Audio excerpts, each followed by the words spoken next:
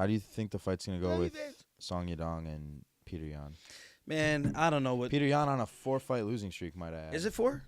I thought it was 3. Lost to you by DQ. Lost to you by decision. Ooh. Lost to. Well, he beats Corey Sandhagen in there. So 3. Me, O'Malley, Merab. He's lost 4 of his last 5 fights. Yes. Corey's a pretty good win though. Very good. Aged beautifully. It did.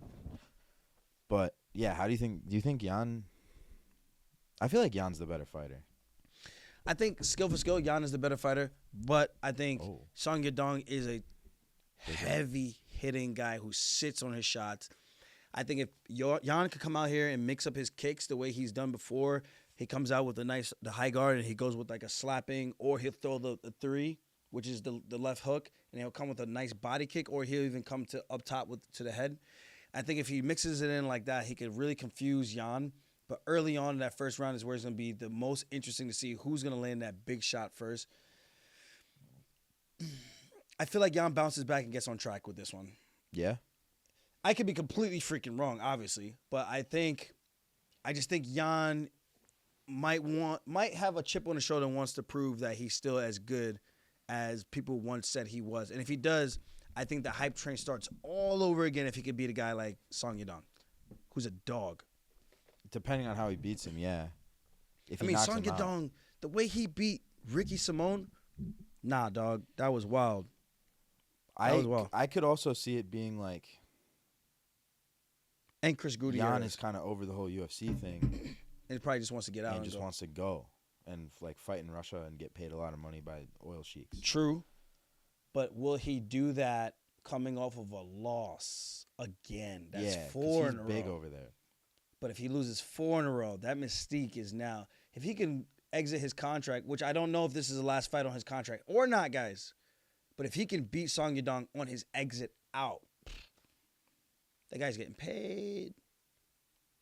It almost like erases a lot of the losses, except for the one with Merab, because that was very, very decisive. Yeah. So good luck trying to erase that.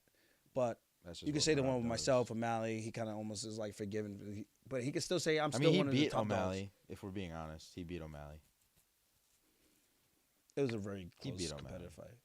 I don't disagree entirely. I think it was a pretty close fight. But paper says O'Malley won. And then like losing to you, the bantamweight goat. It's not a crazy out. And then losing to the next former champion in Merab, that's a killer's row.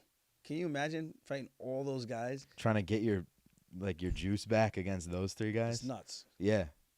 And then I wish he got to fight Sandhagen on a full camp to see how that fight would have actually played out the first time if it wasn't short notice, but it is what it is. Sandhagen, who can wrestle now. Mm-hmm.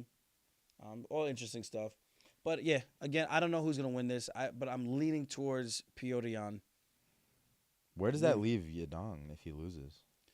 Because then it's like 2 guys. In the mix, he just got to go back to fighting contenders and hopefully string together another 2 or 3, and then he'll be back in that position to fight for a belt again.